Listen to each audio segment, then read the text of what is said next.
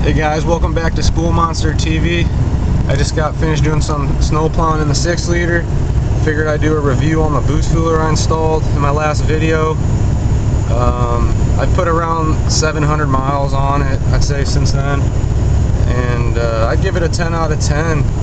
I mean, cost, it's pretty cheap. I got it for $60 shipped. And you can install it in under 10 minutes.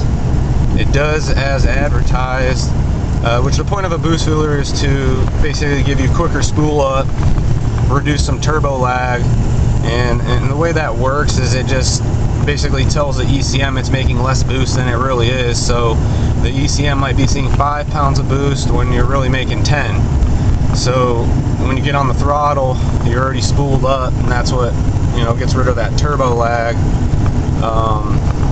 But yeah, I'd say overall it's a good product. I'd recommend it if you're looking for just a quick, bolt-on, and you don't want to spend a lot of money, but you want to help improve the performance of your 6-liter. I would definitely give it a try. That's going to wrap it up for today. Make sure you like and subscribe, and thanks for watching Spool Monster TV.